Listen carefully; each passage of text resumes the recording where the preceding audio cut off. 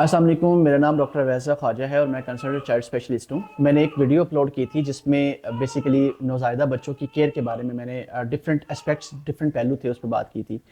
اور one of them was کہ بچے کو فارمولا ملک اگر بنا کر دینا ہے تو اس کا طریقہ کار کیسے ہونا چاہیے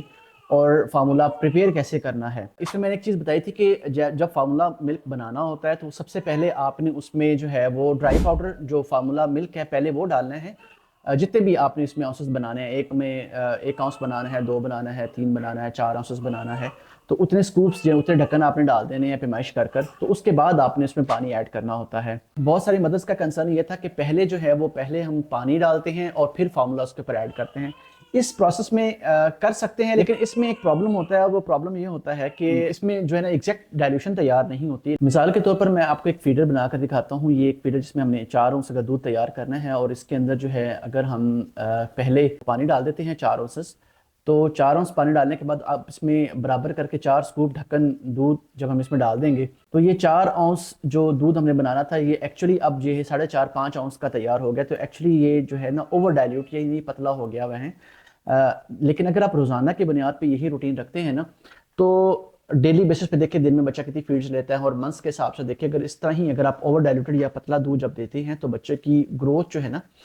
وہ نارمل نہیں ہوتی، بچہ کمزور ہوتا ہے۔ اکثر ماں کا کنسرن ہوتا ہے کہ ہم فارمولا بھی دیتے ہیں یا مدر فیڈ بھی دیتے ہیں، اس کے باوجود بھی بچہ ہمارا کمزور ہو رہا ہے، تو پروب کرنے میں پتہ چلتا ہے کہ ایکچولی ان کی ڈائلیوشن ہی ٹھیک نہیں تھی۔ ڈائلیوشن کا ٹھیک ہونا بہت زیادہ ضروری ہے۔ اب اس کے کمپیریزن میں ایک دوسرا فیڈر لیٹ سے یہ دیکھیں، میں 2 اونس کا ایک دودھ تیار کرتا ہوں، اس میں پہلے جو ہے وہ پاؤڈر ملک ایڈ کر لیتا ہوں۔ اب میں کنٹرول کر سکتا ہوں ایگزیکٹ 2 اونس پہ ہی مارک کر کے میں اتنا ہی پانی اس میں ڈال سکتا ہوں، لہٰذا اب یہ 1:1 ڈائلیوشن میں دودھ تیار ہو جائے گا جو کہ ایگزیکٹ اور ایکوریٹ ہے، اور اس سے بچے کی گروتھ بھی بہت آپٹیمل رہتی ہے۔ 1-2 اونس میں تو شاید اتنا فرق نہ ہو، لیکن جب 4-5-6 اونس اگر تیار کرنے ہوں تو اس پہ جب اتنے ہی سکوپ ڈھکن ڈالے جاتے ہیں تو ایکچولی جو ہے نا اس کا والیوم انکریز ہو جاتا ہے، تو جو ڈرائی ملک ہے اس کا والیوم بھی انکلوڈ کرنا ہوتا ہے۔ وہ ایک ڈھکن 5 گرام کا ہوتا ہے جو ایک سکوپ اس میں سے نکلتا ہے،